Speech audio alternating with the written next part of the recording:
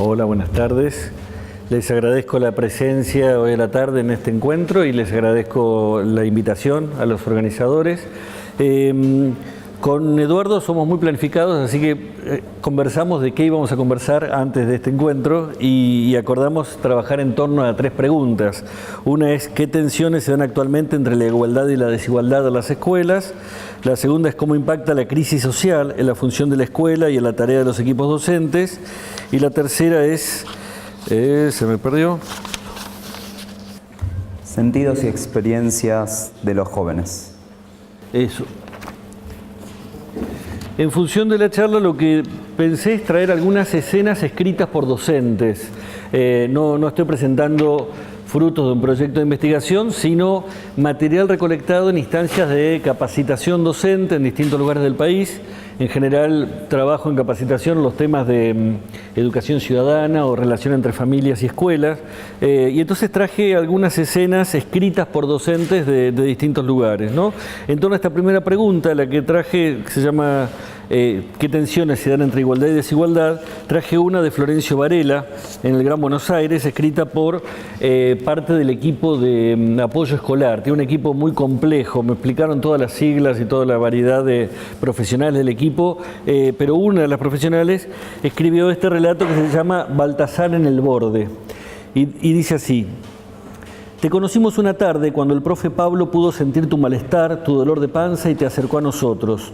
Sabía que habías ingresado tarde después de caminar varias cuadras hasta la escuela y que no habías llegado a compartir el almuerzo con tus compañeros. Te acercó porque al profe Pablo le duele el hambre, como a vos, como a nosotros.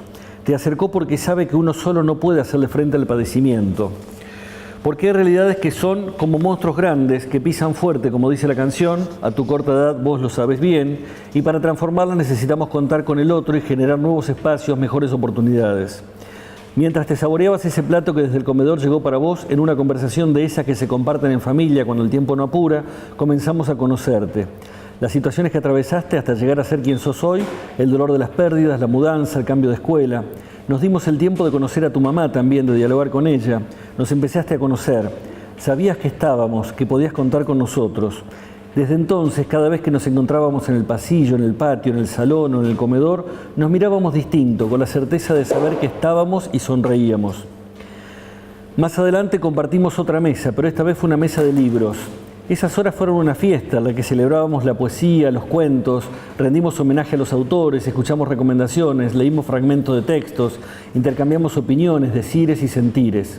Nos contaste sobre tus gustos literarios, tu admiración por Marielena Walsh y la experiencia que habías vivido en el hogar escuela de Seiza, cuando la maestra les propuso escribir un libro y todos fueron entonces niños escritores.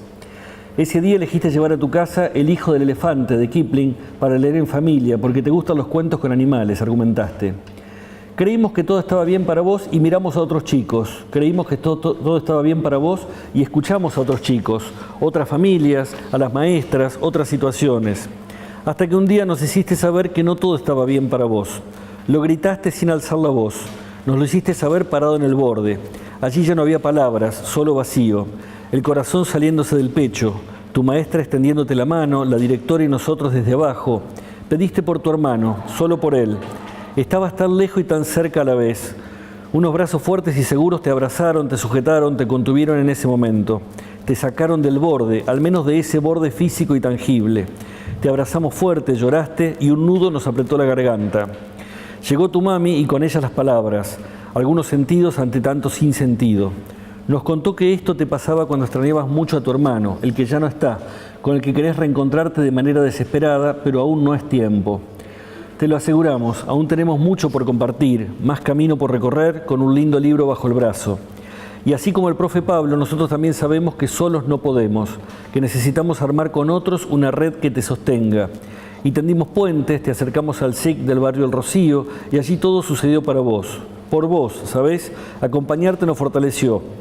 Celebramos que en ese espacio de educación, niñez y salud se dieron la mano para sostenerte. Otros ojos te miraron, otros oídos te escucharon, otras bocas te nombraron, te cobijaron. A veces hace falta que alguien grite muy fuerte, sin decir palabras, para que todo se detenga y de ese modo confirmamos que es necesario el encuentro. Traje esta escena que me pareció muy potente Por un lado, por la imagen física de un chico en el borde. Efectivamente, buena parte de lo que ocurre con las experiencias de los chicos en las familias y en los contextos sociales es que están en el borde de muchas cosas y la escuela hace ver ese borde y es capaz y es responsable de ver ese borde. Y en este caso también me llamó la atención la mirada de una profesional que está atenta a hacer el seguimiento de los chicos y pudo no solo desplegar una serie de estrategias con Baltasar en particular, sino también dar cuenta de todo lo que ella sentía en ese proceso. Parte de lo que ocurre con la desigualdad es que golpean las escuelas por todos lados, por todos los costados, y a veces los equipos que están en las escuelas no dan abasto con todos esos golpes que reciben. Y algo interesante de lo que aparece en la escena es que la escuela responde con sus armas, o sea, responde con libros, con enseñanza, abriendo horizontes culturales, mostrando otras alternativas, responde escuchando, reconociéndose como sujetos que pueden atender las necesidades y las preocupaciones de otros y que pueden quizás no tener la respuesta para esos problemas, pero sí pueden estar ahí para escucharlos. Y al mismo tiempo tiene la posibilidad de ofrecer otras alternativas. Y me parece que la escena muestra algo de lo que viven y me contaban que de estas escenas en Florencio Varela están repletos.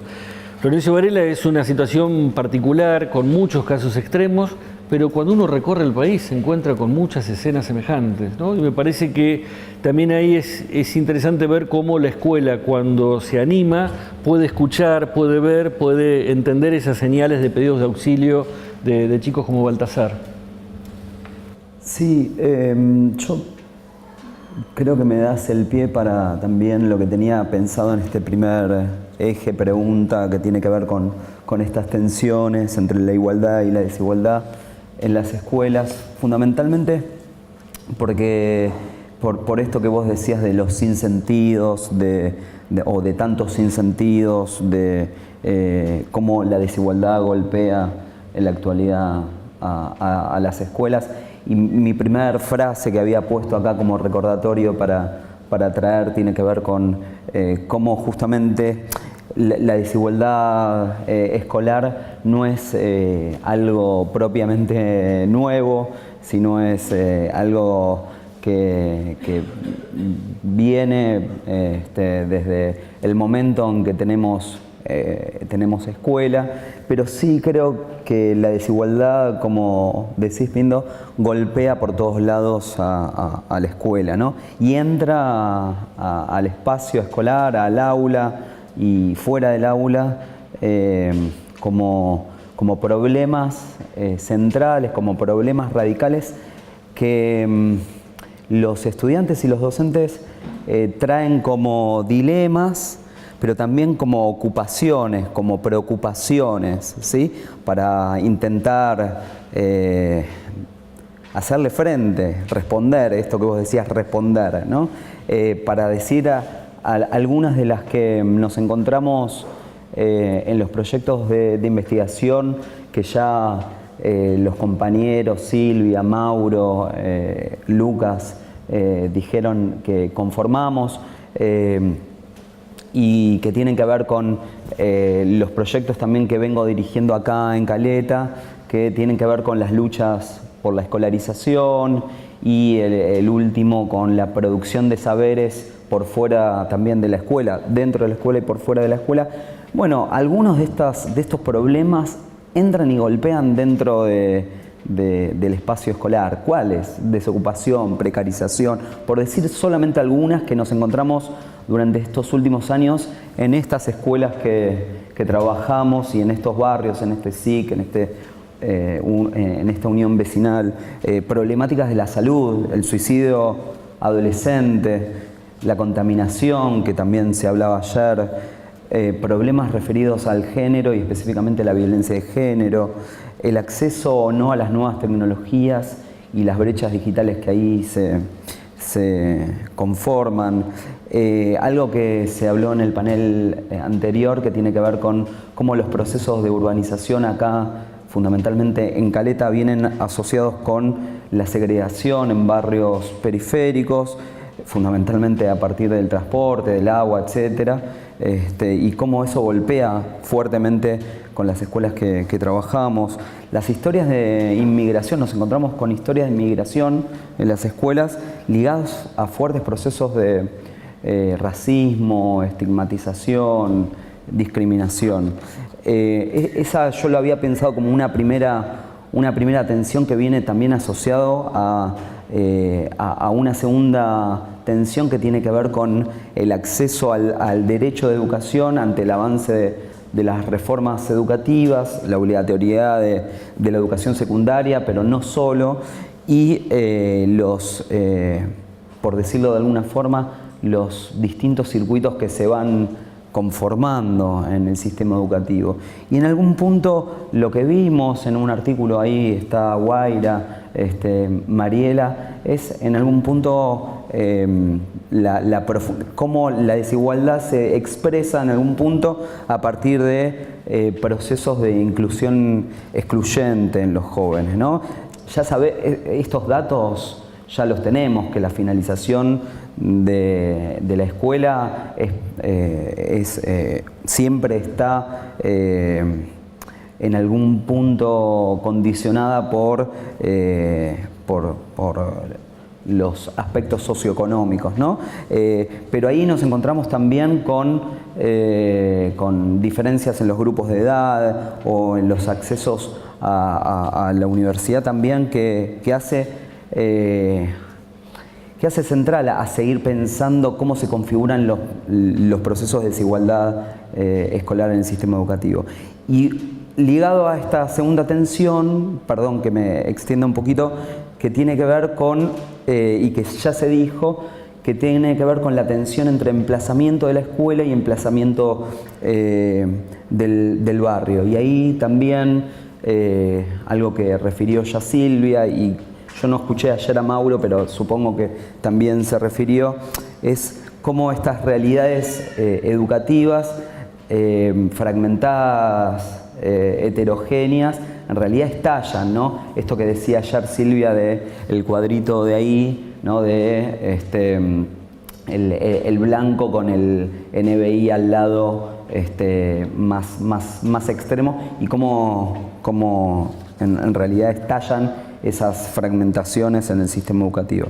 Y una última tensión que veía para pensar la desigualdad, la tensión entre la igualdad y la desigualdad, tiene que ver con, y que nos lo encontramos en las dos escuelas que trabajamos durante los últimos 5 años, así también como en el SIC de uno de los barrios.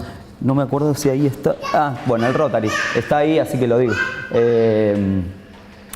Que tiene que ver con la tensión entre poca y mucha comunicación y participación comunitaria en un momento en que se apela justamente a la responsabilidad y a la participación y al compromiso de los actores por sus propios procesos, sean de éxito o fracaso, ¿sí? Y por tanto a sus propios procesos de desigualdad, ¿no? Veía un poco estas tensiones para pensar o para seguir pensando la desigualdad ante procesos que también tienen que ver con las reformas en torno al acceso, por lo menos a la educación. Me quedo pensando también en esto que planteas de estas recurrencias en las diferentes zonas y lo que planteabas del mapa de Caleta, porque la escena que proponía es una escena escrita por una persona de una institución, y a veces desde las instituciones aparecen dos representaciones contradictorias, una que esto solo me pasa a mí, o esto es lo mismo que pasa en todos lados. Y a veces se necesita que la mirada de un investigador externo venga a ayudarnos a pensar qué está pasando como recurrente en diferentes ámbitos, ¿no? Como para poder pensar estrategias más institucionales de respuesta. Y por otro lado, retomo también lo que planteabas al principio del origen del sistema educativo. Por lo menos en términos nominales, el sistema educativo apunta a construir igualdad allí donde no la había. Es decir, apuntaba a construir una herramienta de igualación social que en cierto sentido fue exitosa en algunos tramos de la historia de la educación de nuestro país, al menos, y al mismo tiempo sabemos que es una escalera con unos cuantos peldaños quebrados, o sea que hoy esa escalera no funciona y a veces el mismo sistema educativo funciona como un espacio de convalidación de las desigualdades, donde se ofrece educación de pobres para pobres o donde se convalida que aquel que fracasó en una propuesta educativa que no estaba pensada para él es porque tiene cualidades innatas que lo llevan a fracasar. Y a mí me parece también importante pensar esto de la escuela como un espacio de resistencia a las políticas que tienden a rompernos los escalones de la propuesta de la escuela como un sistema de igualación, ¿no? Y parte del trabajo hoy por hoy es pensar estrategias de resistencia. Sí, algunos de los efectos de estas consecuencias en torno a estas tensiones entre la igualdad y desigualdad que a mi modo de ver se profundizan en estos últimos años, nosotros veíamos como algunas de estas consecuencias tienen que ver con, bueno, ausentismo de los pibes o fluctuación de las matrículas, no que abandonan, sino que se van y vuelven, o que en función también de la fluctuación del mercado de trabajo o propios de los trabajos de ellos o de los trabajos de sus familias, van requiriendo, ¿sí?, como una adaptación a nuevas formas y formatos escolares que hagan que puedan volver aún haya pasado gran parte del año, ¿no?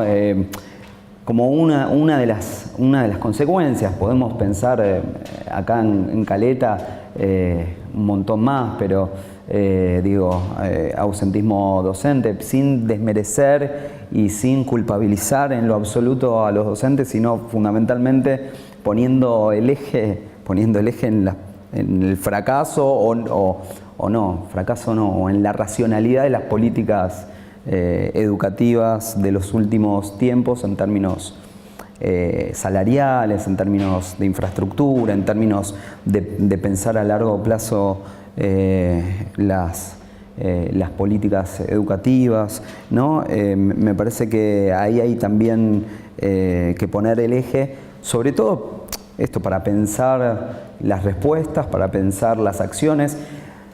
Yo por lo menos en estos proyectos que venimos sosteniendo acá en Caleta, venimos pensando en términos de luchas por la escolarización, no como esas luchas radicales o esas grandes resistencias, sino justamente las acciones cotidianas. Ayer Paula creo que decía las acciones silenciosas, ¿no? Y bueno, nosotros lo tomamos más como desde Foucault, desde el aparato Foucaultiano, desde James Scott, ¿no? Que tienen que ver con esas acciones cotidianas que se meten por esos intersticios para que lo inexorable no sea tal cosa, ¿no? Sí, cuando hablaba de resistencia me refería, creo que más profundamente a esos casos de las pequeñas resistencias cotidianas, ¿no?, las microfísicas, mucho más que a las resistencias más aparatosas, ¿no? Me lleva a pensar en otra escena que traje, una de Córdoba, la traje en función de la pregunta esta acerca de cómo impacta la crisis social a la escuela. Esta es de nivel inicial y dice así: con ambos papás discapacitados y ambos con una historial familiar complicada, de abandono, sin ayuda de nadie, con una situación económica de muy escasos recursos, viviendo de lo que les daban, llegó al Jardín Palacios Hidalgo con apenas 2 añitos nuestro Benjamín. Luego de algunas entrevistas se les propuso a estos papás auxiliarlos de diferentes lugares. Se los ayudó a tramitar el certificado de discapacidad para ellos, también el trámite de la pensión y la asignación universal. Se los acompañó pedagógicamente a los 3 integrantes de esta familia, teniendo en cuenta su situación a la forma en que vivían, sin agua caliente, sin gas natural, usan garrafa y poco acceso a recursos.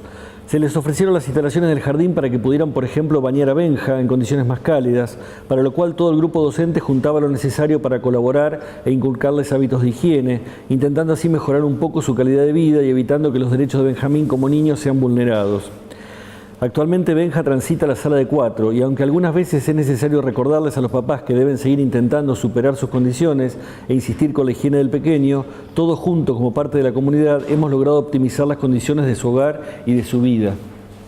Es un relato muy breve y es interesante de ver esto como, bueno, un jardín que hace algo para tratar de ayudar en estas condiciones tan adversas de la familia. Yo lo miraba y decía, lo que más me preocupa en estos casos es si la escuela deja de tener en claro su función específica, porque en el relato aparece muy poco que la escuela está preparada o está pensando en educar a Benjamín o en abrirlo al mundo de la cultura. En realidad está tratando de tapar agujeros que provienen de otro lado, ¿no? Y entonces se transforma el trabajo de la escuela en un trabajo meramente asistencial, no asistencial junto con lo pedagógico, sino, bueno, ofrecemos la ducha para que vengan a bañarlo, ¿no? Y tramitamos todo lo que necesitamos que tramite. En ese punto yo creo que hay también una trampa, porque me parece que hay un esfuerzo por tratar de dar respuesta al problema, pero al mismo tiempo hay una renuncia. No estamos dándole a Benjamín aquello que tampoco la familia puede ofrecerle, con lo cual la escuela está dejando de lado lo que podría darle mejores herramientas a Benjamín, ¿no? Yo acá en este eje, en la relación entre la crisis social y la pregunta por la función de la escuela, había pensado en la pregunta por la crisis, ¿no? ¿Qué es la crisis o qué es las sociedades en crisis? Que vos me das pie para, en todo caso, conceptualizar un poco. Yo traía como algunos conceptos o algunas ideas de algunos autores que por lo menos en el equipo trabajamos y que creo que me das el pie para pensarlas. Sociedades en crisis, pensando en Deleuze, es fundamentalmente una profunda mutación del capitalismo, ¿no? Y hay que entender que la escuela está funcionando en esta profunda mutación del capitalismo, ¿no? O con Castel, la desarticulación de las sociedades industrializadas o hacia sociedades postindustriales, ¿no? O lo que dice siempre Silvia de cómo los individuos son llamados a producir sus propios destinos, que tiene que ver con esto que vos estás trayendo en el relato. Entonces, para mí la producción, estas sociedades en crisis, lo que hacen es una producción en torno a la desocupación, a la precarización laboral, a la miseria, a la pobreza, que no podemos dejar de preguntarnos en torno, o dejar de traerlos para hacernos la pregunta en torno a la función de la escuela. ¿Por qué? Porque ahí fundamentalmente hay que pensar esas correspondencias que los clásicos pedagogos pensaban en el 50, en el 60 del siglo XX, pero ahora con las sociedades postindustriales, ¿no? Y fundamentalmente la tensión entre los polos de discursos de la desvalorización de la educación y los discursos que toman a la educación como valor. Está claro que en el medio hay un montón de cosas, ¿no? Nosotros, hablaban de los medios de comunicación, nosotros hicimos como un registro de los, con Marie, con Mauro, hicimos un registro de aquellas noticias gráficas en torno a la desvalorización de la educación y que van formando sentido común y producción de subjetividad. Entonces, preguntarse para qué la escuela hoy, qué función tiene, educar en qué saberes, cuál es la formación necesaria en este contexto. Bueno, ahí también educar para la desocupación, educar para la precarización. No sé si son preguntas que podríamos hacerlo, pero creo que tenemos el deber ¿sí? Porque en algún punto es lo que están pensando los pibes hoy en la escuela y son las situaciones que estás relatando. Yo creo que las escuelas tienen bien claro que no caen en esa trampa. En el 2008 hicimos una encuesta con el equipo y nos daba en ese momento, en localidad de Santa Cruz, y nos daban un dato muy significativo que una minoría de docentes consideraba como preocupación la familia de los estudiantes. Les habíamos preguntado qué te preocupa de tus estudiantes y una minoría de docentes nos contestaba eso. Aparecían otras cosas como la falta de interés. No viene al caso, pero sí veía como dato significativo que no tenía la preocupación de la familia de los estudiantes. Hacemos otra encuesta en 2018 y este dato se revierte. La condición de las familias, ¿sí?, es centralmente lo que tienen en mente los docentes. Bueno, yo ahí, perdón, me extiendo 3 minutos más, ¿no? Pero sí veía algo de lo que vos trajiste en el primer eje, que tiene que ver con la tarea de los equipos docentes. En el trabajo con estas 2 escuelas, en estos proyectos, veíamos que muchas de las acciones de los docentes descomprimían como conflictos territoriales dentro del espacio escolar, ¿no? Complicado, muy complicado, claro que muy complicado, pero a la vez había otras acciones y otras estrategias, ¿no? Nombro algunas de ellas, solo para nombrar, pero contar con el otro, generar comunidad, participación, compromiso, responsabilidad hacia y con el otro. La voluntad de los actores, esto salía muy fuerte hace 2 o 3 años, y acá todavía Vidal no había apelado al docente voluntario, no había todavía apelado, y en esta tensión es que creo que nos encontramos para pensar las funciones docentes, ¿no? Entre esas voluntades individuales por sostener, por hacer escuela, en el que no solamente en la escuela secundaria nos encontramos con profesores taxi, sino con profesores haciendo un montón de cosas, con múltiples tareas, ¿sí?, y haciendo un montón de cosas, ¿no? Y por último, quizás algo así como en algún momento llamamos como estrategias para sostener a partir de las insistencias docentes como estrategias colectivas, ¿no? Y ahí veíamos cómo estas escuelas responden y dan cuenta de esas acciones cotidianas que sostienen, que amparan, que contienen, pero también que no dejan de enseñar y crear y producir con el conocimiento. Yo creo que, por lo menos con las escuelas que nosotros estuvimos trabajando y con las que nos acercamos, incluso los talleres que hicimos aquí, siempre el eje del conocimiento y de la transmisión del conocimiento no se desvanece, sino que se valoriza.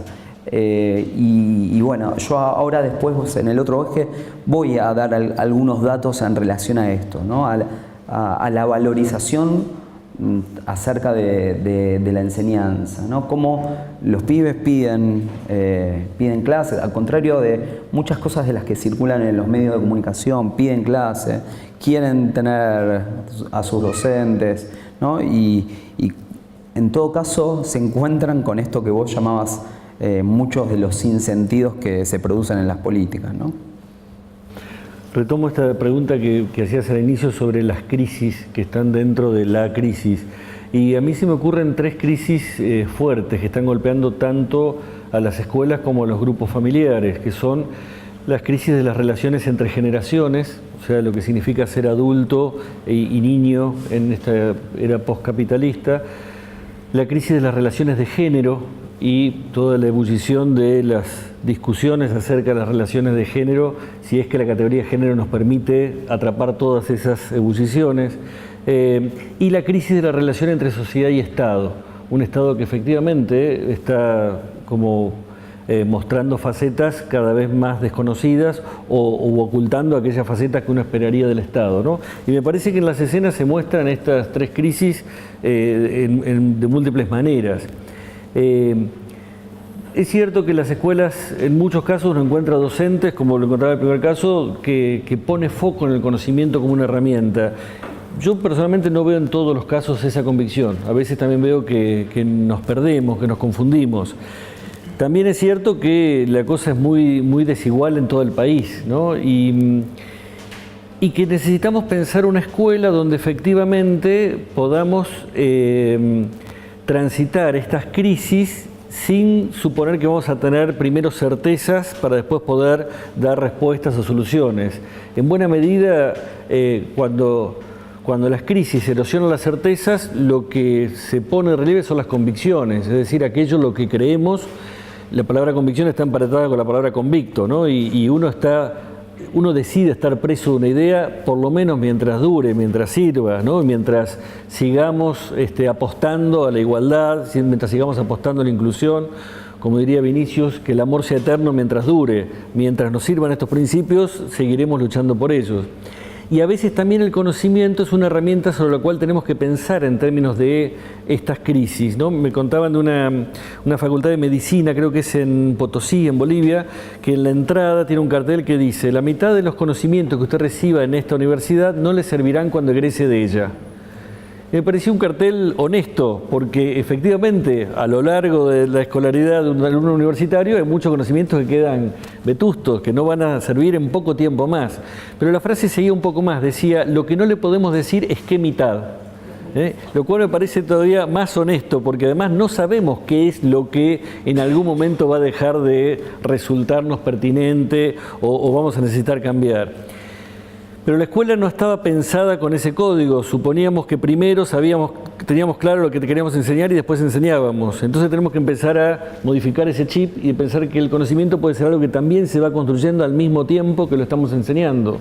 Y que a veces no somos capaces de predecir el futuro, ¿no? Yo me acuerdo de mi infancia, soy más viejo que la mayoría de los que están acá, y todavía en mi generación existía la metáfora de la hormiga y la cigarra para enseñarnos que teníamos que ahorrar, ¿no? Porque la cigarra se pasaba todo el verano tocando la guitarrita, en cambio la hormiga trabajaba y juntaba todo para el invierno. Y la escuela, que estaba convencida de que sabía cómo iba a ser el futuro, nos decía que eso era la garantía de éxito. Bueno, diciembre del 2001 fue el éxito de la cigarra sobre la hormiga, ¿no? O sea, el que más había ahorrado, más padeció, y de entonces en adelante ya la escuela se quedó como sin la fábula para decir: sé cómo va a ser tu futuro. Y hoy educamos sin saber cómo será el futuro de los chicos, lo que no nos lleva a pensar no sé qué hacer, sino a preguntarnos: ¿y cómo queremos que sea? Porque el trabajo de la escuela es crear futuro, aunque no tengamos certeza de cómo va a ser, sino porque tenemos hoy la inquietud de empezar a preguntarnos cómo queremos que sea, ¿no? Me parece que es parte de ese desafío. Sí, yo ahí creo que hay que tener cuidado también de ciertos peligros en torno a estas discusiones que tienen que ver con el conocimiento válido, significativo de hoy, el conocimiento válido para el día de mañana, ¿no? Eso que vos traes del conocimiento que se desvanece para el futuro, me parece que es un peligro absoluto para pensar justamente en nuestros procesos de formación y de construcción de conocimiento en la escuela, en tanto que el futuro en algún punto no solo que es incierto y hay incertidumbre, sino que en algún punto el avance de esta máquina infernal capitalista nos indica que cada vez hay menos puestos de trabajo para la población, ¿no? Y que cada vez hay más población liminar para traer una categoría Foucaultiana o los que sobran, ¿no? Entonces, ahí también me parece que hay que pensar si el conocimiento no es válido por sí mismo y que también tienen que ver con las discusiones en torno a la cantidad de horas que brindamos de cada campo disciplinar, ¿no? Que son las discusiones que se vienen teniendo en los últimos años en todos los lugares, en las provincias y nacionalmente, ¿no? Pero, y el segundo peligro me parece que tiene que ver con, en algún punto, con adjudicar a estas crisis a responsabilidades individuales, ¿no? O responsabilidades institucionales, ¿no? Menos mal que no dijiste crisis de autoridad, ¿no? Porque en algún punto pensar el problema de la autoridad y como una crisis de autoridad que vivimos en la actualidad y una autoridad pedagógica, en algún punto también es seguir tirando la pelota de las responsabilidades a las escuelas, que creo, insisto, que hacen un montón en términos de acompañamiento, pero también de transmisión, ¿no? Y de enseñanza, ¿no? Sí, no pienso en términos de crisis de autoridad, por lo menos en esos términos. Sí, insisto con el tema del conocimiento. A ver, no porque hubo una época en que el futuro estaba claro y ahora no, sino porque es parte del desafío político-pedagógico preguntarnos todo el tiempo sobre el conocimiento que enseñamos. Y digo, soy de una generación que dedicó horas y horas a delinear la cursiva, y estábamos horas, porque ser prolijo con la letra cursiva era fundamental para nuestro futuro. Y hoy decimos, la verdad, podríamos haber dedicado tanto más tiempo a escribir y a poder desarrollar una idea. Y entonces pienso también, bueno, ¿qué es valioso hoy y qué es lo que por lo menos hoy considero valioso para siempre? No para estar atado al mercado de trabajo, sino para darle valor a aquello que es el encuentro del espacio de la escuela, que sea un espacio donde efectivamente por lo menos estamos, como diría Hannah Arendt, ofreciendo el mundo tal como lo tenemos, ¿no? Para que en todo caso la generación siguiente haga algo con ese mundo, ¿no? Me parece que ahí hay un desafío y que la escuela es un espacio también donde pensarse en sociedad, ¿no? Es un espacio donde tomamos cierta distancia de eso que ocurre afuera, no porque estemos alejados de los efectos de la crisis, sino porque nos damos el tiempo de poder atravesarla, ¿no? En el caso que leí antes de Baltasar, que el pibe esté leyendo un cuento dentro de la escuela no le resuelve los problemas de afuera, pero le da una posibilidad de un desarrollo subjetivo que lo posiciona de otro modo, Insisto, no es que lo resuelve, pero le permite pararse de otro modo ante eso que le pasa, ¿no? y que lo lleva por delante. Tengo otro caso que no sé si largo, es un poco largo, de La Pampa, pero que habla también de estos chicos con poco interés o mucho interés. Yo comparto con vos con que a veces me preocupan las escuelas no tanto la falta de interés de los alumnos, sino la falta de interés de los docentes, ¿no? O sea, a veces me encuentro más colegas que están poco enamorados de lo que tienen que enseñar, y del otro lado a veces hay alumnos que están como hiperinteresados en muchas cosas, menos en lo que la escuela tiene para ofrecerles. Pero este caso me llamó mucho la atención por varios aspectos. Lo leo rapidito. Es de una escuela secundaria de La Pampa y dice así: Nicolás es alumno de primer año de nuestra institución, tiene 12 años, es muy callado, tiene una mirada como perdida, muy tímido y cuesta mucho llegar a él. Su familia está compuesta por su mamá, Marta, que tiene 40 años, la pareja de su mamá, Juan, que vive y trabaja en un campo a varios kilómetros de Gobernador Duval.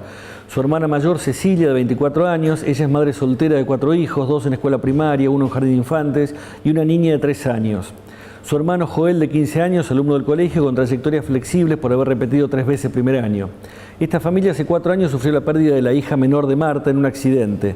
Volviendo de un viaje, pararon al costado de la ruta, la niña cruzó y fue atropellada por una camioneta. Todos fueron testigos de ese accidente. Nicolás no quiere ir a la escuela. Falta mucho, quiere ir a trabajar al campo con su padrastro. Ante esta situación nos reunimos con el plantel docente, el coordinador de curso, el auxiliar docente y su tutora, su mamá, en reiteradas ocasiones para socializar e interpretar de modo particular la situación de Nicolás con el objetivo de ofrecer una propuesta de aprendizaje flexible, en la que se utilice otras estrategias de enseñanza, con otros tiempos, otras dinámicas, de manera que el alumno pueda vincularse con los contenidos y los saberes correspondientes a primer año. En estas reuniones siempre se hizo una lectura en contexto, porque se entiende que el alumno se encuentra en una situación de vulnerabilidad familiar, la cual afecta directamente el proceso de aprendizaje escolar. Ante las intervenciones constantes de la escuela interviene también el equipo interdisciplinario con los perfiles de psicólogo y asistente social, con la finalidad de conocer la postura del joven frente a la educación, y él mismo manifiesta considerarla innecesaria para su vida, por lo cual decide que trabajar en el campo con animales sería lo mejor para su vida. En dichos encuentros se pudo notar que el adolescente no presenta motivación alguna para asistir a la cursada diaria, mostrando a su vez una gran resistencia por permitir que los demás le brinden algún tipo de ayuda o acompañamiento necesario para cumplir con los logros esperados para su edad. Consecuentemente, se habla con Nicolás para hacer hincapié en reforzar la importancia de su educación secundaria como un derecho. El alumno manifiesta una fuerte negación manteniendo una estructura rígida desde lo corporal y su mirada hacia el piso y constantemente lejana. Su decisión sería difícil de derribar de igual forma que su visión acerca de su futuro. ¿Para qué voy?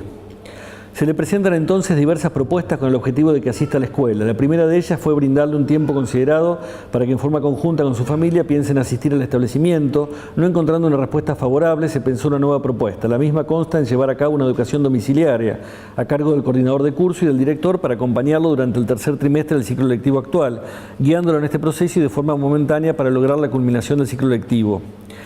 En el área de lengua y literatura se propone trabajar en la alfabetización, dado que el adolescente no ha logrado la autonomía en la lectoescritura. Cada profesor prepara y facilitará el material a trabajar con el coordinador de curso en forma anticipada con el fin de lograr los objetivos propuestos. Comenzamos la propuesta el día lunes 24 de septiembre, acudimos con el docente para trabajar con Nicolás en su domicilio, llegamos aproximadamente a las 10, la familia no nos esperaba. Si bien sabían de la propuesta, no se imaginaban que la llevaríamos a cabo. La casa no estaba en sus mejores condiciones para el momento de estudio, la mesa estaba con migas, platos sucios y tierra, la música alta y Nicolás no tenía listos los útiles escolares. En cuanto a lo pedagógico, Nicolás realizó una actividad con muy poco entusiasmo y mucha ayuda por mi parte y el docente coordinador. Mientras estábamos tratando de realizar las actividades, se iban levantando sus sobrinos e interrumpían el normal desarrollo de la clase. Por un momento la mamá de Nicolás intentó subir el volumen de la música, pero luego lo bajó rápidamente al darse cuenta de que estábamos estudiando.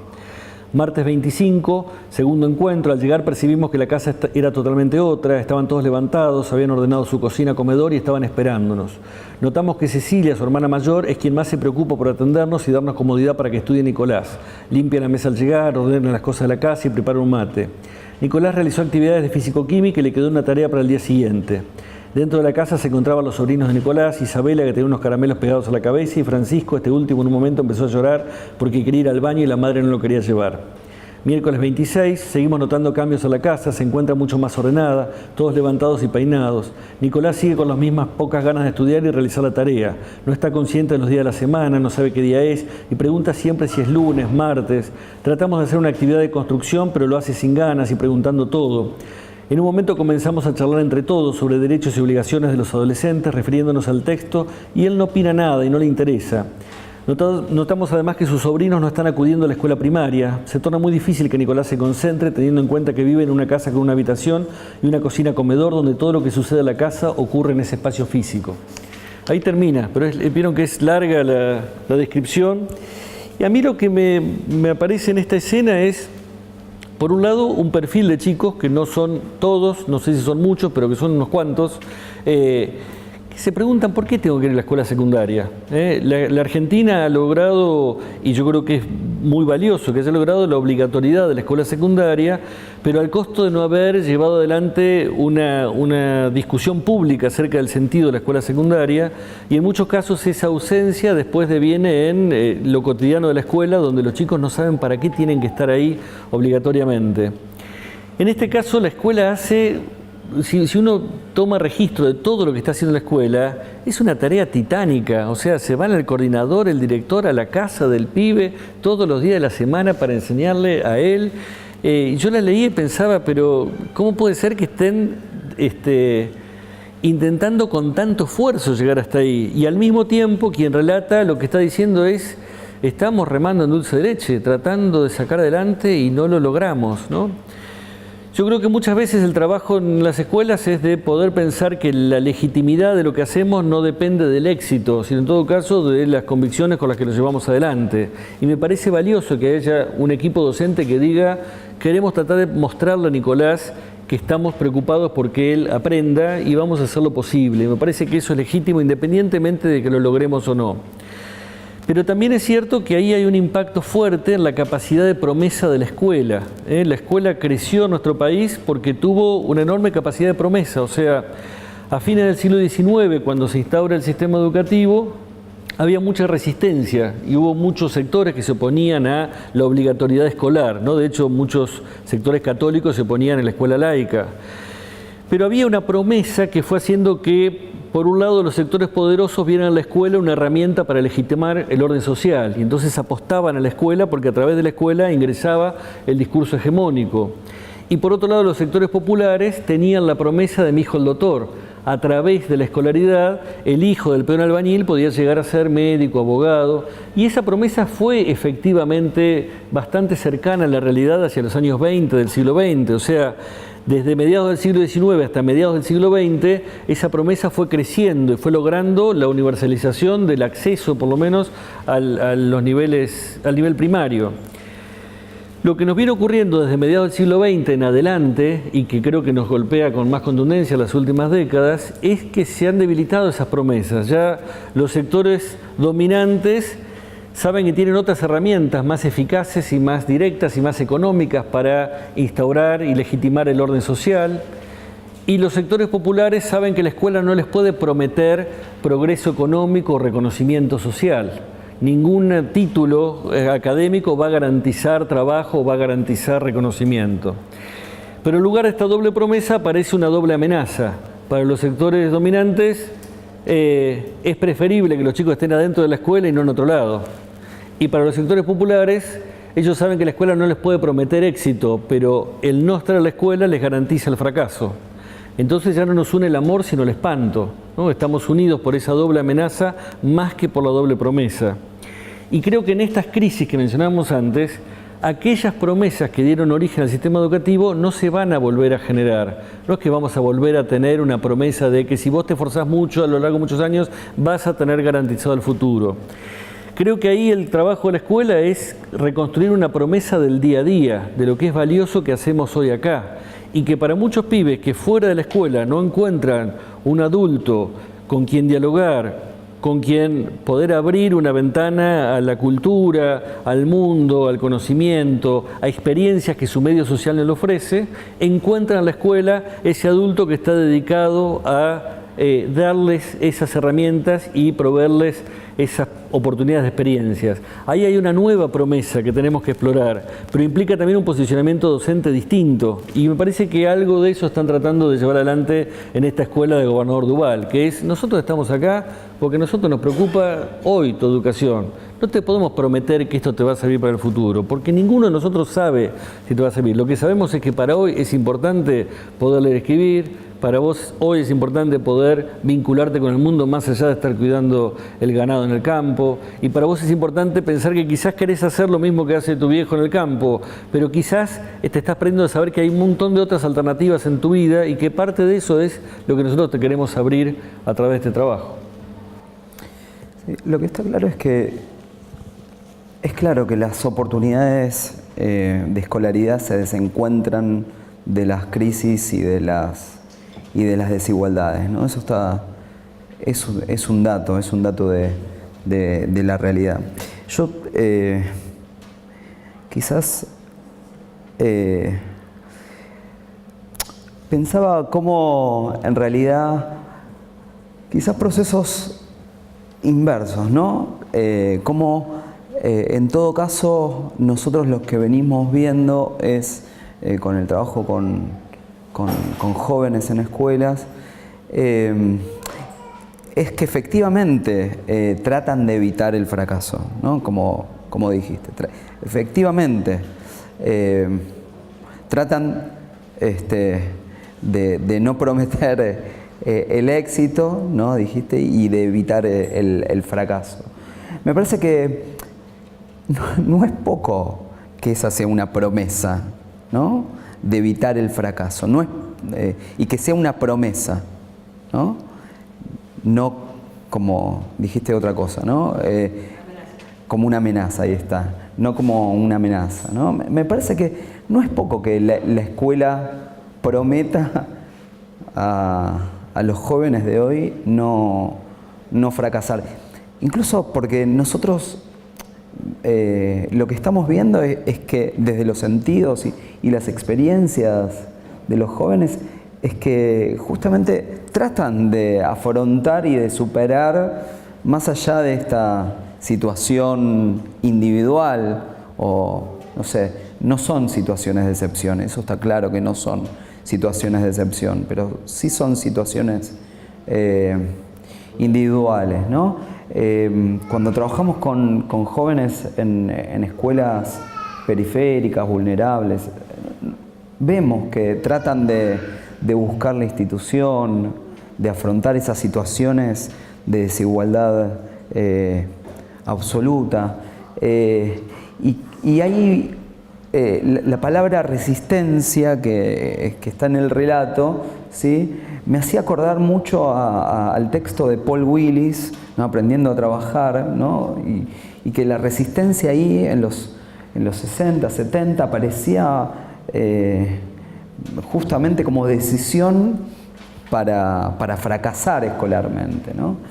Y yo creo que ahí hay una brecha que ya recorrimos y que me parece que desde muchas de las visiones y experiencias juveniles, si hay algo que buscan y que tratan con sus luchas y sus procesos de resistencia, es, como dijiste, evitar el fracaso. Insisto, no me parece que sea poco que eso sea una promesa de la escuela, ¿no? Nosotros hicimos encuestas, dije, en 2008 y 2018. No traigo los mapas porque ya los trabajaron, ya los mencionaron, pero también ahí vemos algún movimiento parecido. Sí, en las encuestas que hicimos en Santa Cruz, con jóvenes, ahora me refiero, ¿no? De escuelas secundarias, veíamos que fundamentalmente los estudiantes confían en la escuela, confían como espacio donde estar. Y es un dato también que aún en procesos de absoluta precarización de la vida, realcen el espacio de la escuela y en algún punto piensen en esa promesa de formación, ¿sí? O lo piensan, más allá de que otra es la discusión que la escuela lo pueda hacer o no, más allá, ¿no? Pero los jóvenes, si hay algo que rescatan, es esa promesa de formación y anhelan esa promesa de formación. Entonces, la escuela, desde sus visiones, se presenta como un espacio para la expresión de opiniones, para hablar de todo con los adultos, con los docentes. También nos encontrábamos que muchos de ellos se quieren quedar y continuar porque o no les queda otra o por el diploma. También nos encontramos eso. Pero tampoco, insisto, que no es menor que piensen en la posibilidad de continuar porque no les queda otra y por el diploma, ¿no? En el medio hay un montón de otras situaciones, de que los jóvenes, yo creo que piensan que la escuela es un espacio para pensar en otras posibilidades de vida. Cuando digo pensar en otras posibilidades de vida, estoy pensando en el trabajo, estoy pensando en estudios superiores, estoy pensando en la formación de ciudadanía, etcétera, ¿no? Un montón de cosas hay ahí. A ser buenas personas, ¿no? 2008-2018 les preguntamos por qué es importante a los estudiantes y yo saqué este dato la semana pasada pensando en esta presentación y ayer ya presentaron el cuadro sobre la importancia de la escuela para los pibes, pero me parecía central traer este dato del 2008 al 2018 para los pibes en mayor medida, ¿sí? La escuela es importante para el trabajo, en mayor medida del 2018 al 2008. Es decir, en 10 años creció ¿sí? Esos sentidos y vivencias y experiencias en torno a que la escuela es importante para el trabajo, que la escuela es importante para los estudios superiores, y casi en todos los casos, en todos los casos por la división de estudiantes en escuelas con NBI bajo y estudiantes en escuelas con NBI alto. En casi todos los casos, ha crecido más o menos un 10% más en cada una de las valoraciones, ¿no?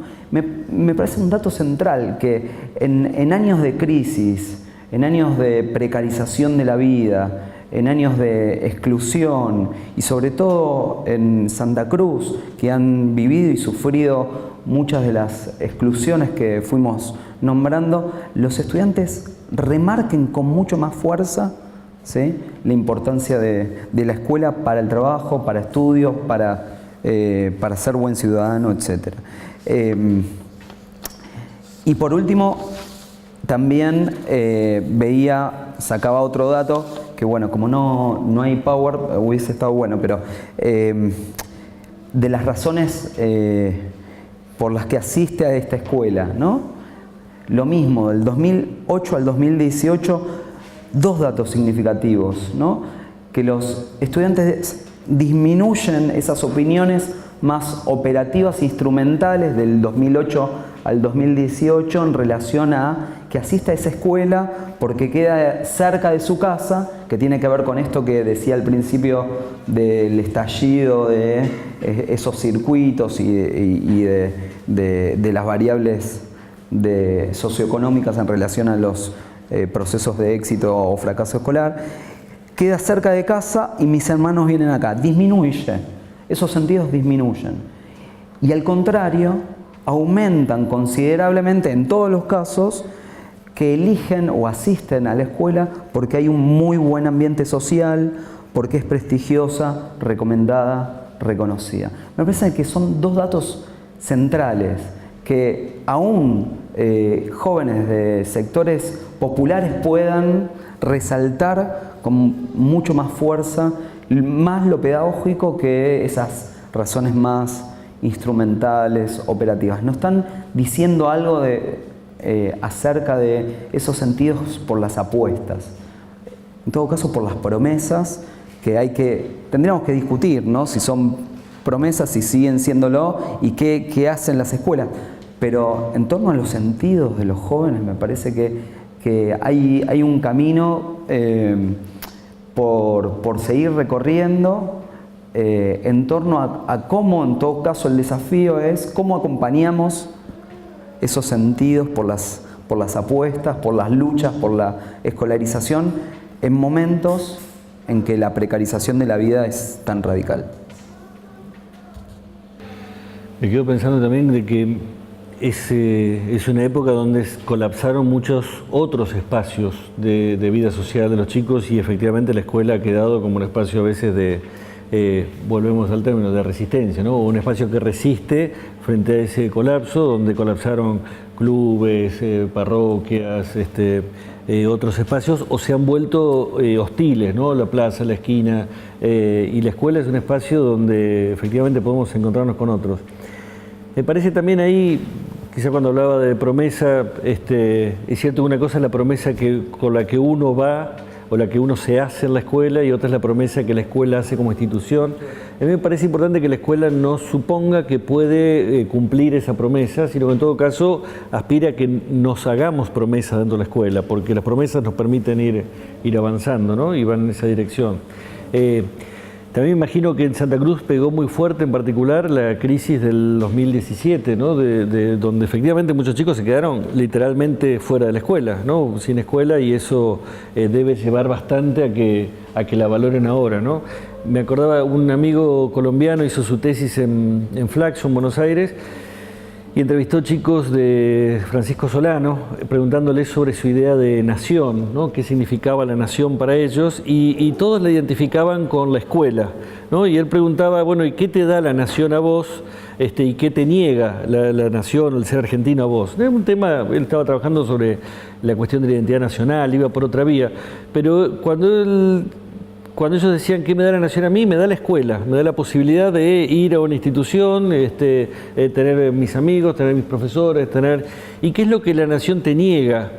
Y lo mismo, o sea, no me da la escuela en condiciones, no me dan los profesores bien pagos, no me da... O sea, los pibes miraban su pertenencia a la sociedad argentina, tanto en lo positivo como en lo negativo, a través de la lente de la escuela. Y es fuerte pensar cuánto la experiencia de los pibes ha ido quedando centrada ahí. También es cierto que hay cortes fuertes en términos de sectores socioeconómicos, ¿no? Hay otros sectores que tienen como acceso a otras experiencias mediáticas o a través de traslados más allá de su entorno cercano y donde la escuela tiene otro lugar, ¿no? Pero está bueno poder pensar qué es lo que en estas investigaciones, en el contexto de Caleta o de Santa Cruz, van mostrando el lugar específico de la escuela. Sí, por eso yo hacía referencia a todos los jóvenes de escuelas de diferentes NBI, ¿no? Porque remarcaba eso justamente. Hacemos espacio de...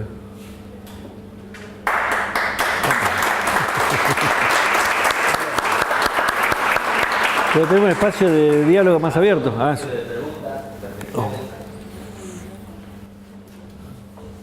Si alguien quiere preguntar. O comentar o agregar. Objetar.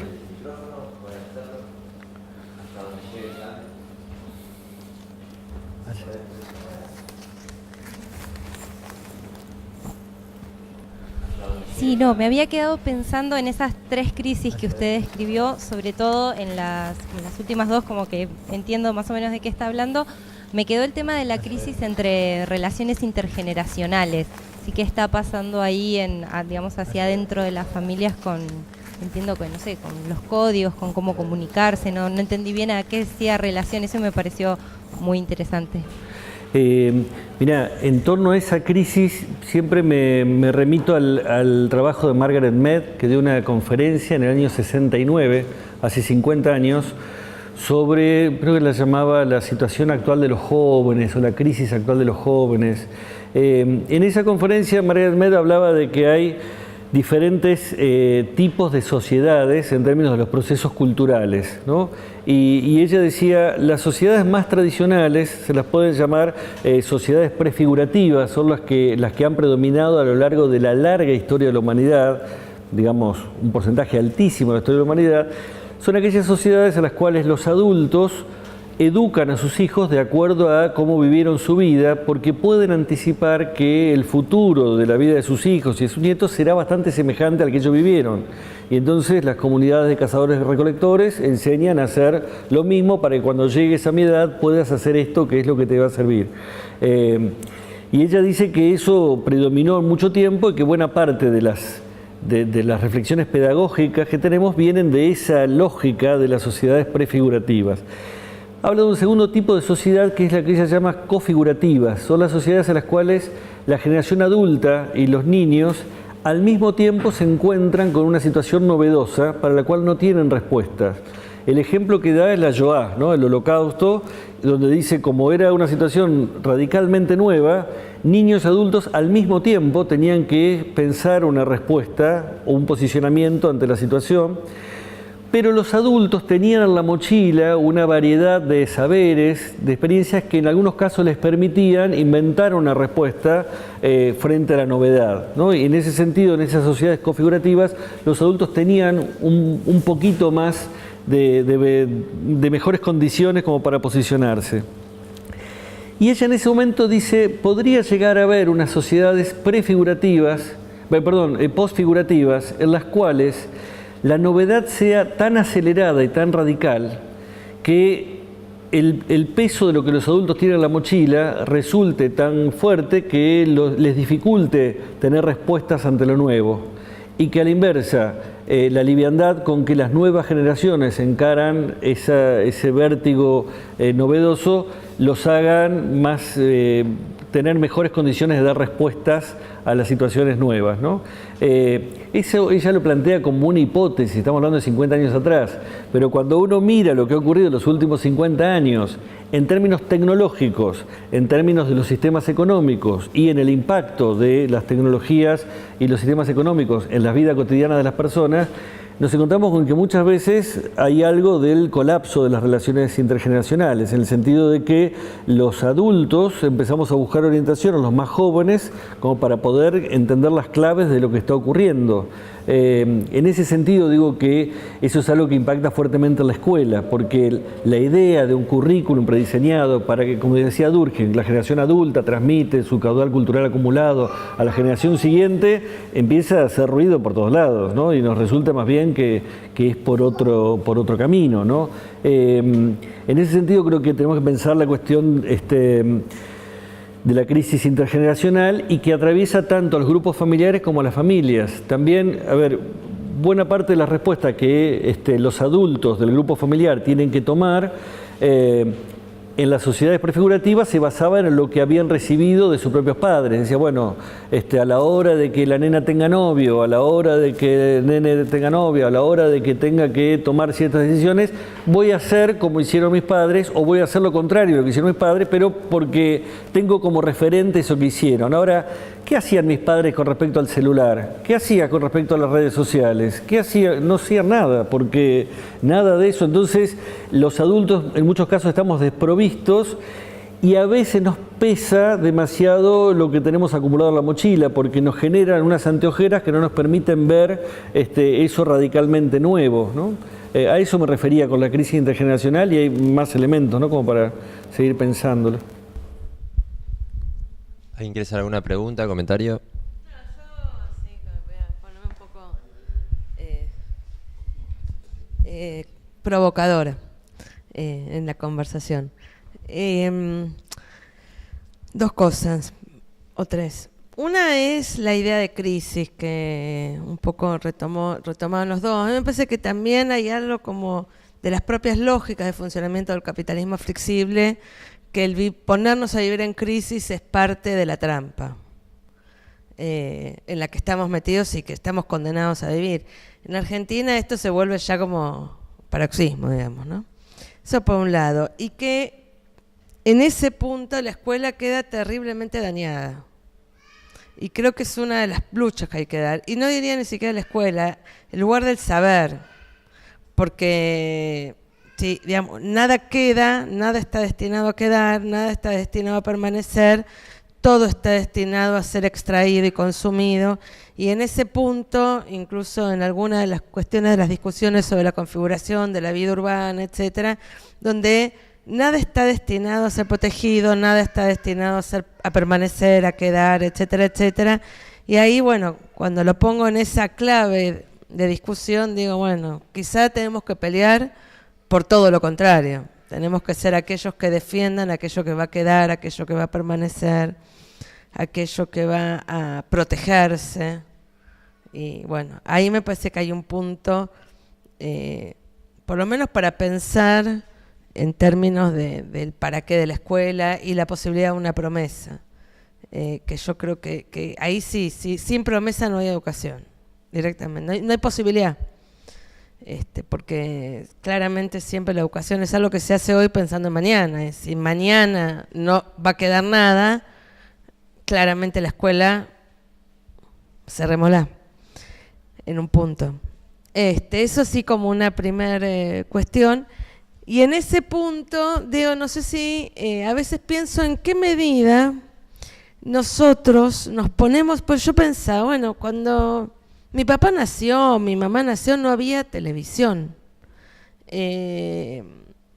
no había coches, o los coches eran algo realmente exclusivísimo. Entonces a veces pienso cuánto nosotros creemos que nuestra era es realmente muy radical, o el siglo XX, o quizá alguien podría decir lo mismo respecto del siglo XIX y así, ¿no? Es verdad que los tiempos se van acelerando en términos de lo rápido del cambio, pero bueno, por lo menos el siglo XX fue el siglo de las grandes transformaciones tecnológicas.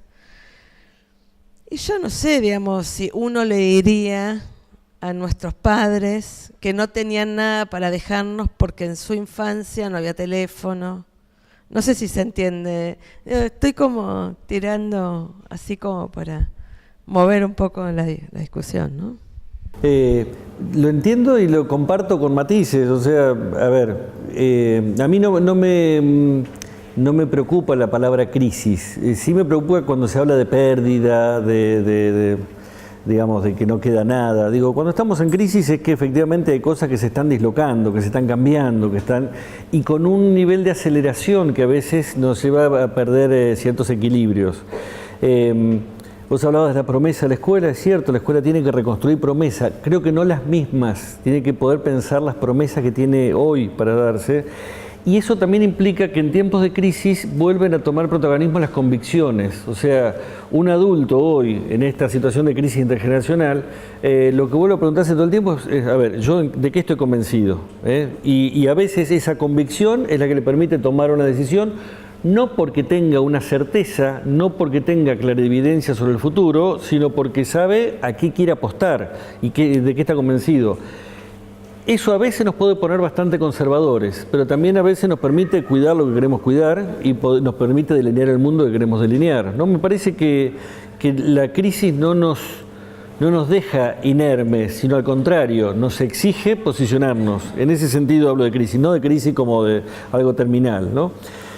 Lo acelerado de estos tiempos son los cambios tecnológicos, que efectivamente son muy acelerados en las últimas décadas. Es cierto que cada época tiende a verse más acelerada con respecto a otras, ¿no? La época siempre es opaca para los coetáneos. Pero también es cierto que hay objetivamente una aceleración de las tecnologías de las últimas décadas y un impacto fuerte en las tecnologías de organización de las sociedades, ¿no? Que así como la revolución industrial generó un tipo de organización social, está crujiendo también, y a eso me refería con la crisis de la relación entre la sociedad y el Estado, ¿no? A mí me parece ahí muy interesantes algunas reflexiones de Byung-Chul Han sobre las situaciones actuales, la sociedad del cansancio, de cómo nos explotamos a nosotros mismos suponiendo que nos estamos desarrollando.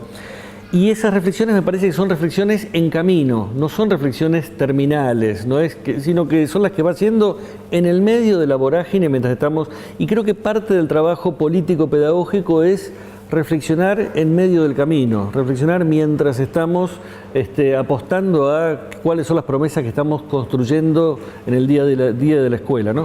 Para eso me sirve la crisis, aunque es cierto y comparto que algunas maneras de mirar las crisis son efectivamente una trampa, ¿no? Pues nos dejan como paralizados. ¿Alguien quiere comentar algo? ¿Alguna pregunta? Aprovecho yo entonces para también hacer una pequeña... Una de las cosas que me gustó cuando escuchaba la conversación entre ustedes es esta idea de que la escuela produce, que la escuela responde, ¿no? Que la escuela está ahí en un lugar haciendo cosas, ¿no? Porque por fuera a veces aparecen ciertos discursos como diciendo que la escuela ya no sirve para nada, la escuela ya no sirve para eso, ¿para qué sirve la escuela, digamos, ¿no? Y cuando uno va a esos lugares se da cuenta que la escuela produce, estando en ese lugar, con esa gente, ¿no? Particularmente, si según en la escuela donde trabaje, se va a dar cuenta que es la gente del mismo barrio. Si trabaja en otra escuela, se va a dar cuenta que es gente que viene de otros barrios a esa escuela. Pero la escuela siempre está, ¿no?, cruzada por lo que ocurre en ese territorio, pero siempre está haciendo algo. Y a veces uno también lo ve en estos lugares cuando aparecen los CAG y las cuestiones así, ¿no? Y los sábados los chicos, ¿dónde van? A la escuela, ¿no? También supongo que las problemáticas de primario y secundario deben ser diferentes. Una cosa es la primaria, otra cosa es la secundaria. Pero como experiencia paternal, digamos, nunca vi a mis hijos ir tristes a la escuela primaria, ¿no? Siempre fueron contentos a la escuela primaria,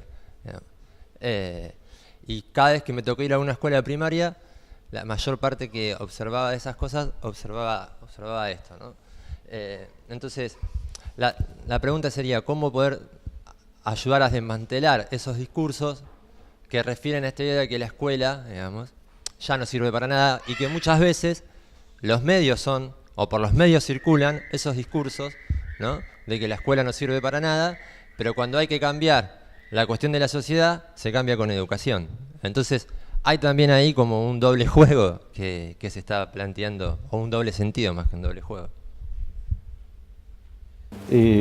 Una cosa que pienso es, ligando esto que planteas con lo que decía antes Silvia, parte de ese discurso de la escuela no hace nada o no sirve para nada, lo liga que tiene un formato que no es acorde a la época, porque todo se ha tecnologizado, digitalizado y la escuela no.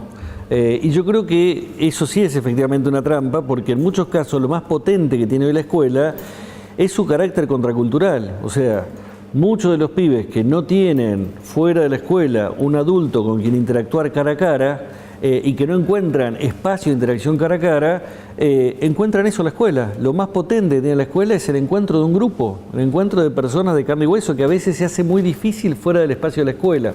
Entonces, me parece importante para poder pensar que a veces la respuesta a la crisis es reafirmar aquello que tenemos de más valioso, de distintivo, y no sumarnos a la lógica de pongamos pantallas en todas las aulas porque entonces vamos a hacer una escuela mejor. En muchos casos no es así. También es cierto que en esa relación con el contexto social y con estos cambios tecnológicos, vamos encontrando cada vez más chicos que interactúan con pantallas desde muy temprana edad. Y hasta hace un tiempo el tema, la pantalla era la tele, ¿no? Yo soy de la generación que vio llegar la televisión a su casa, como Mafalda, ¿no? Que se desmayó cuando llegó el tipo trayendo la tele a su casa. Pero la mayoría de los chicos que nacen hoy nacieron cuando ya había pantallas en su casa y múltiples pantallas, ¿no? Pantallas de televisión, de los celulares, de las tablets, de una computadora. Y en general lo que va cambiando también es el lugar de las pantallas en la crianza doméstica, ¿no? A ver, ¿qué significaba ver la tele cuando yo era chico?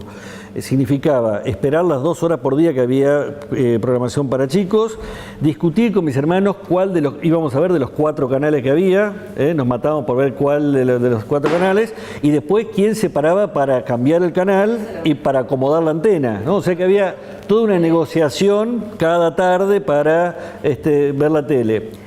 Lo que va pasando cada vez más en muchos núcleos familiares es que cada uno tiene su pantalla. Para que no jorobe, vos agarrate la tablet, vos el celular de mamá, vos el celular de papá, vos ves la tele, cada uno, nadie joroba, cada uno mira lo suyo.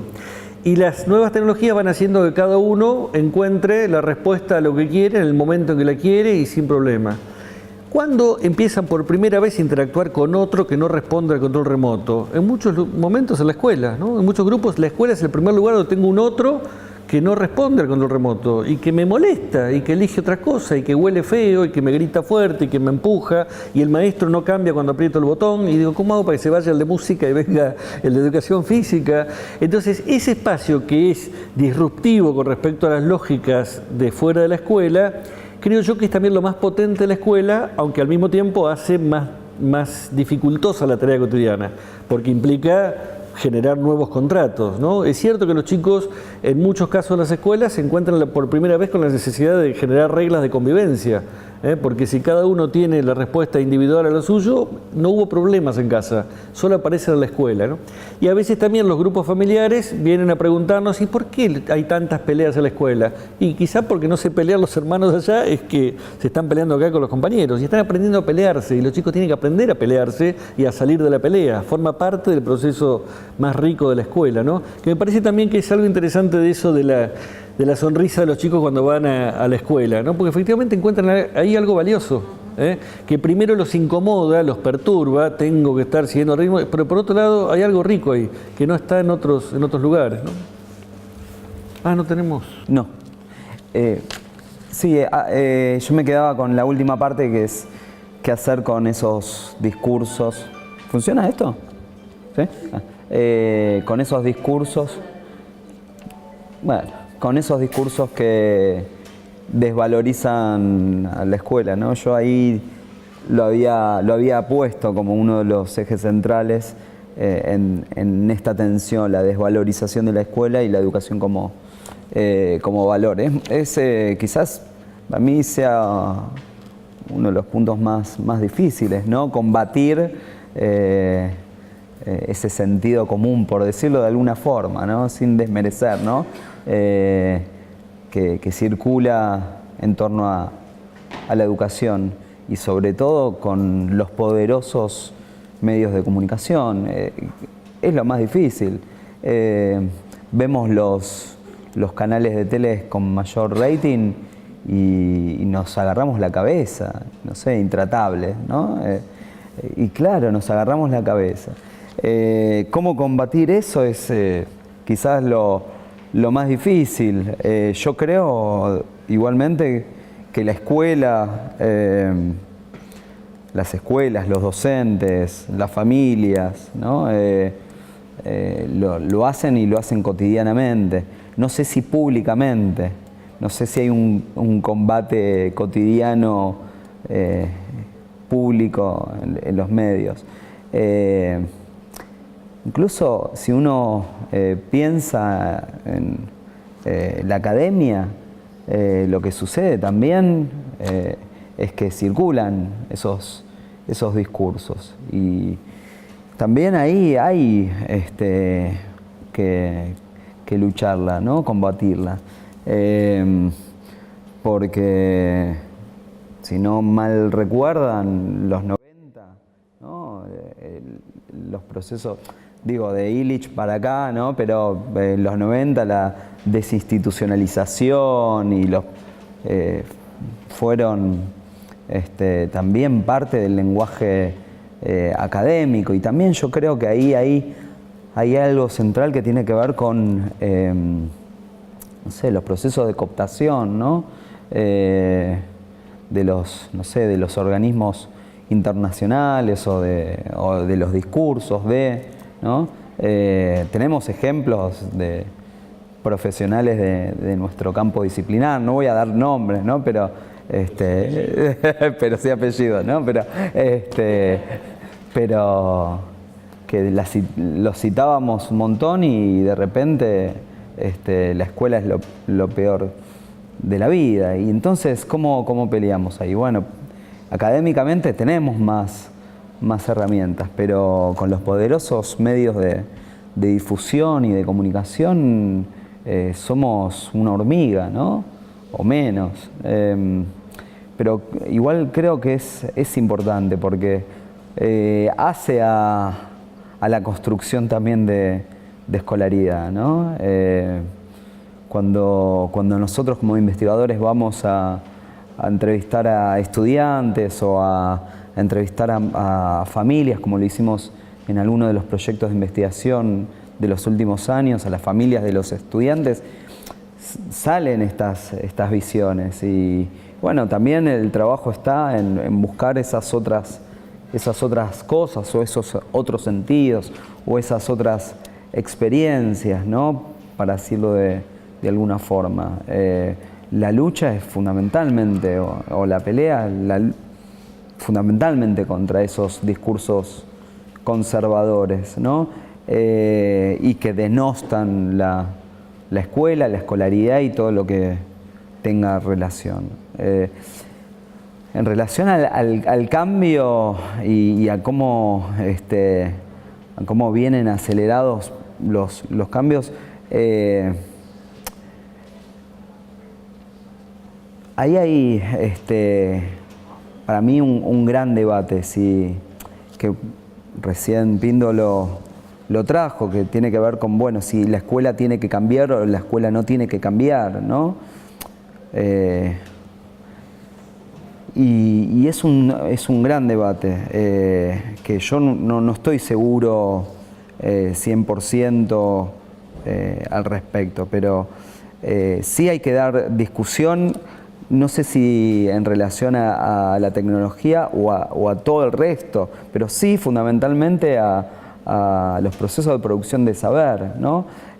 Por eso yo también traía estas discusiones que se dan últimamente en relación a los campos de saber, no sé, disminuir historia, disminuir geografía, ¿no? Y qué sentidos tienen para los trabajos actuales y qué sentidos tienen esos saberes. Me parece que son dos discusiones distintas. Una es la de la tecnología y la introducción de tecnología y los cambios que podemos tener ahí, que podemos tener versiones o visiones encontradas o desencontradas, pero también otra muy distinta es de los campos de los saberes que lo hablamos antes, ¿no? Y en relación a nuestros futuros próximos. Ahí sí, cambiar, no cambiar, o cómo se aproximan esos cambios, yo no me arriesgo, pero sí que tenemos que dar, y es el desafío para mí, ¿no? De dar el debate por los saberes y los campos disciplinares y fundamentalmente por la enseñanza y el aprendizaje, ¿no? Y el resto va a ir funcionando en algún punto, ¿no? La contención, el acompañamiento, porque eso ya, de hecho, es el bagaje que funciona en las escuelas, ¿no? ¿Alguien quiere hacer alguna pregunta? ¿Algún comentario? Bueno, los despedimos con un aplauso, entonces, muchas gracias.